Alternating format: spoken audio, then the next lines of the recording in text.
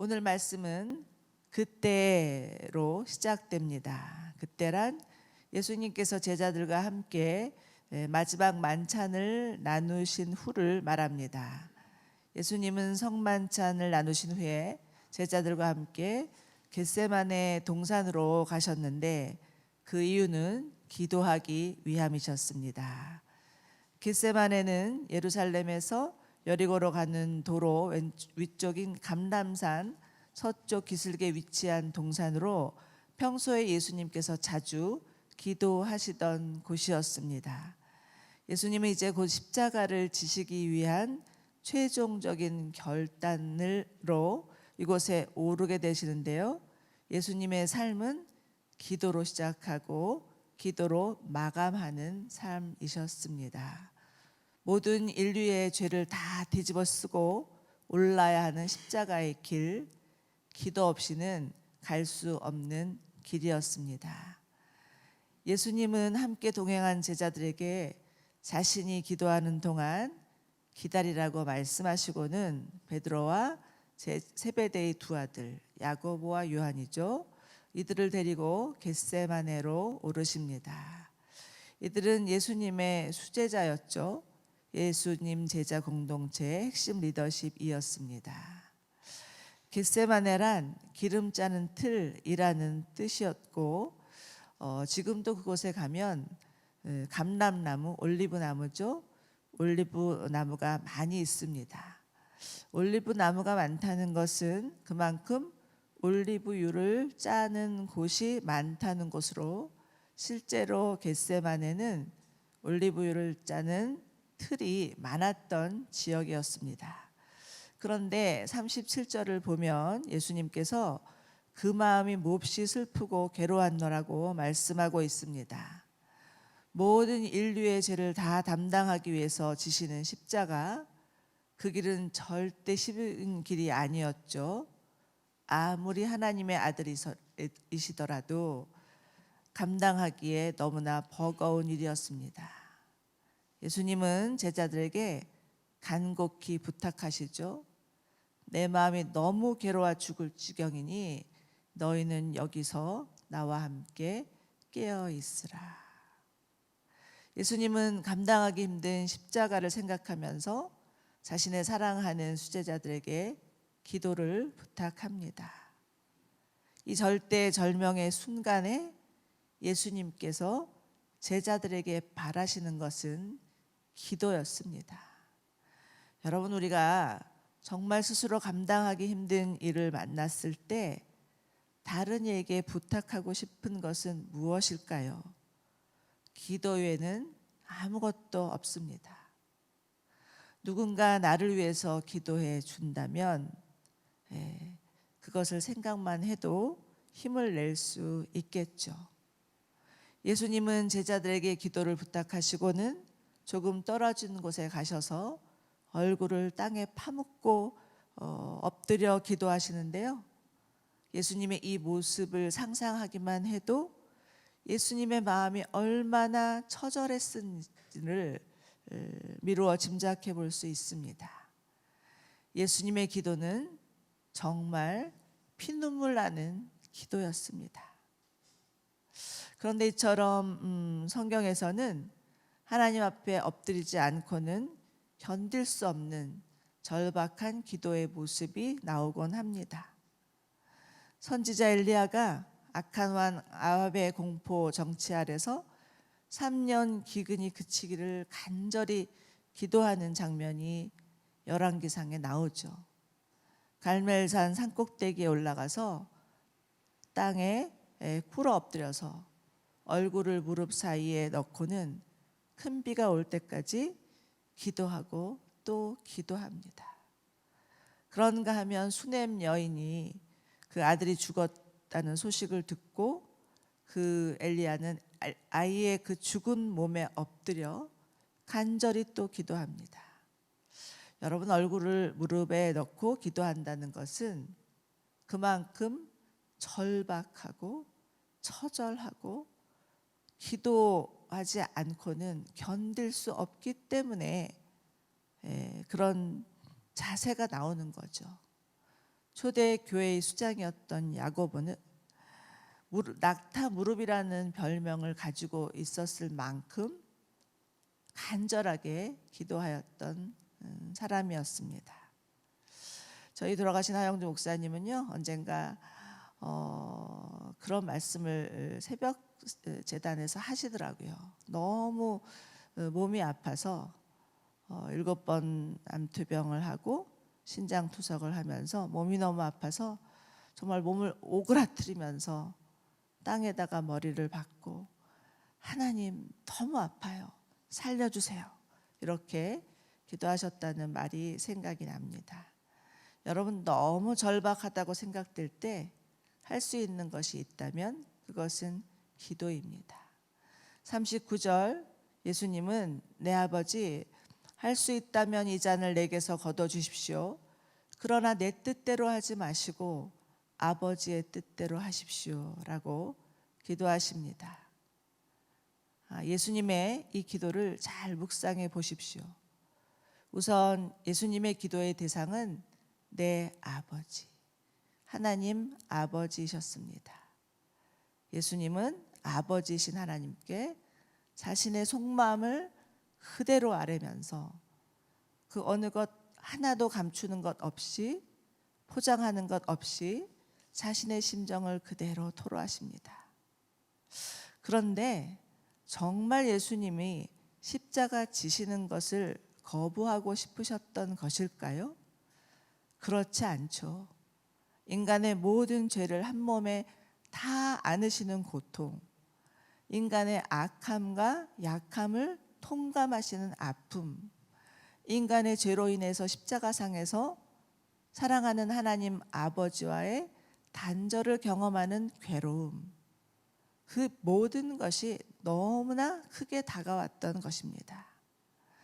우리는 예수님의 이 기도를 통해서 예수님이야말로 완전한 하나님이시자 동시에 완전한 인간이셨음을 볼 수 있습니다. 예수님은 인성과 신성을 가지신 하나님이셨죠. 1세기 영지주의자들은 거룩하신 하나님이 죄된 인간의 몸을 입고 태어나실 수 없다고 주장하면서 예수님의 인성을 부인했지만, 그것은 어디까지나 예수님의 성육신을 인정하지 않는 무지의 소치였습니다. 예수님은 완전한 하나님이시자 완전한 인간이셨기에 우리의 형편, 처지, 슬픔, 괴로움, 고통, 두려움 다 이해하시고 공감하시는 분이십니다. 히브리서 4장 15절을 보면 예수님은 우리의 연약함을 동정하지 아니하시는 분이 아니며 모든 면에서 우리와 동일하게 시험을 당하셨으나 죄가 없는 분이라고 말씀하고 있습니다. 그렇습니다. 예수님은 저기 멀리 계신 초월자 하나님만이 아니시고요, 우리 가까이 오셔서 우리와 함께 하시며 공감해 주시고 품어 주시는 하나님이십니다. 그러므로 우리는 언제든 솔직하게 하나님께 나아가 기도할 수 있습니다. 이 새벽 기도하기 위하여서 새벽에 제단을 찾으신 분들 가운데 하나님의 크신 은혜와 긍휼이 부어지기를 소망합니다. 자, 그런데 예수님께서 이토록 간절하게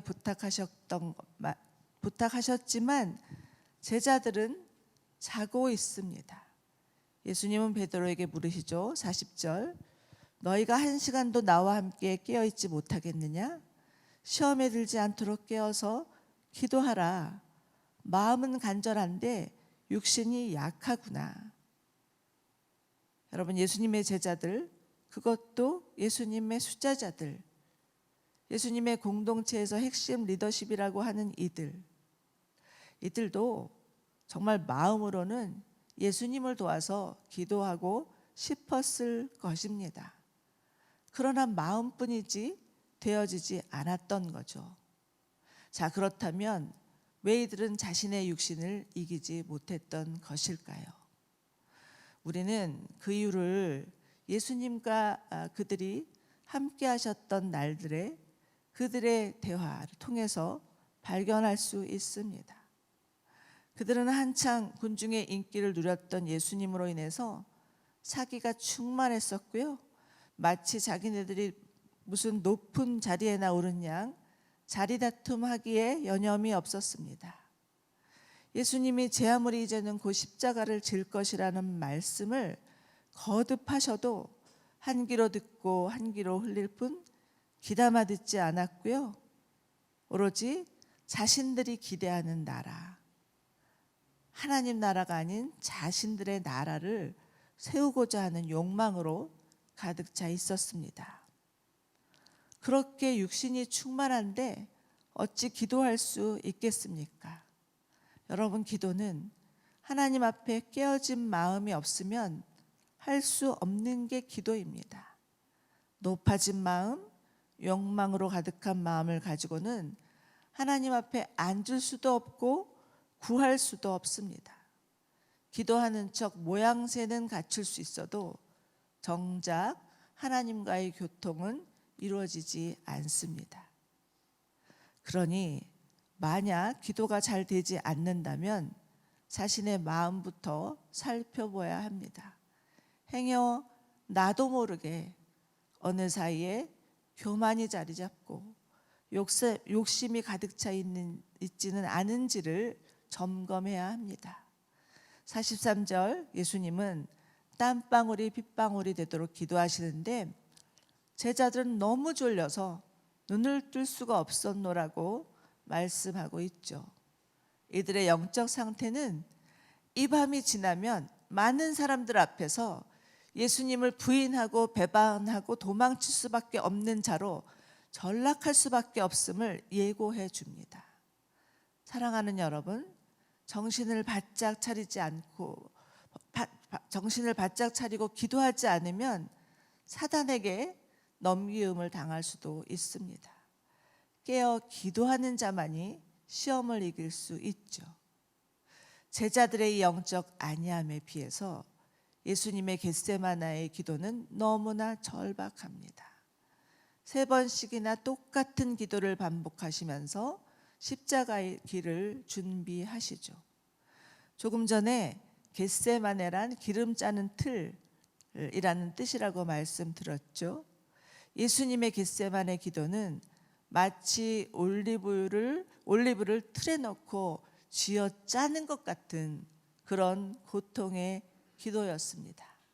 그러나 이 고통의 기도가 있었기에 오늘날 우리 가운데 구원이 있는 것이죠. 자, 이제 예수님은 3번의 기도를 마치시고는 제자들에게 돌아와서 45절 이제는 자고 쉬라 때가 가까이 왔다 인자가 배반당해 죄인들의 손에 넘겨지게 됐으니 일어나라 가서 보라 저기 나를 넘겨줄 사람이 가까이 오고 있다라고 말씀하시죠. 여러분, 예수님은 계속해서 때에 대해서 말씀하셨습니다. 예수님이 말씀하시는 때는 무슨 때인가요? 복음서를 보면 사람들이 생각하는 때와 예수님의 생각하는 때가 말씀하시는 때가 다른 것을 볼 수 있습니다. 사람들은 계속해서 예수님에게 무언가를 사람들에게 보여줘라. 그래야 당신이 메시아인 것을 알게 된다라고 그렇게 생각했지만 예수님께서 계속 생각하고 있었던 것은 십자가를 지는 때, 순환의 때, 그 때를 계속 생각하시고 말씀하셨습니다. 비로소 그 때가 다가오고 있는 거죠. 예수님은 겟세마나의 기도를 다 마치신 후에 이제 예수님의 말씀하셨던 그 때를 향하여서 나아가고 있습니다. 그러나 예수님 말씀하시죠. 인자가 배반당해 죄인들의 손에 넘겨질 것이다. 여러분, 십자가의 길은 홀로 가야 하는 길이고 외로운 길입니다. 고통의 길이요 죽음의 길이죠. 그렇지만 이 외로움과 고통과 죽음 뒤에는 생명과 기쁨과 영광이 있습니다. 순전히 우리를 위해서 고난 당하시고 십자가 지신 예수님 때문에 우리 가운데 생명이 주어졌음이, 기쁨이 주어졌음을, 영광이 주어졌음을 감사하는 고난주간 되기를 바랍니다. 예수님이 예상하신 바와 같이 말씀이 채 끝나기도 전에 예수님의 제자 중에 한 사람인 가룟 유다가 예수님께 다가와 입맞춤을 하죠. 이 입맞춤은 배반의 입맞춤이요, 예수를 체포하기 위한 입맞춤이었습니다. 가룟 유다는 어떤 사람입니까? 그는 이스라엘의 열심당원이었죠. 이스라엘 나라를 로마로부터 구원해내기 위하여서 정말 자신의 온몸을 바쳤던 사람 중에 한 사람이었습니다. 그리고 그는 예수님의 제자 그룹 중에서 돈주머니를 맡았던 자였죠. 아마도 가룟 유다는 예수님을 따라다니면서 예수님이 우리나라 이스라엘을 구원해 주실 거야 라고 기대하면서 다녔다가 그 기대가 무너지는 것 같자 예수님으로부터 고개를 돌려버립니다. 그러나 간과하면 안 되는 것이 그 이면에는 그 공동체의 재정을 횡령하는 탐욕이 자리 잡고 있었고, 그의 이 거짓과 욕심과 헛된 야망이 그를 배신자로 전락시켰다는 것을 볼 수 있습니다. 자, 그렇다면 여러분, 예수님의 3년의 제자 양육은 실패일까요? 그렇지 않습니다. 예수님의 제자들도 예수님과 마찬가지로 십자가를 통과해야 했습니다. 아무리 말씀을 듣고 훈련을 받아도 십자가를 통과하지 않으면 오히려 그 훈련이 해가 되고 독이 될 수도 있습니다.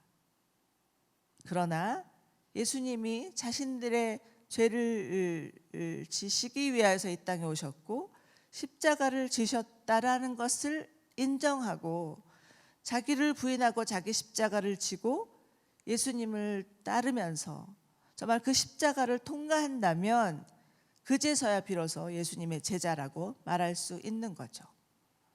가룟 유다를 제외한 예수님의 제자들은 예수님의 십자가를 경험하였고 그들 모두도 자신들의 죄를 인정하고 자기 십자가를 짐으로 인하여서 예수님이 가신 십자가의 길을 걸어갔습니다.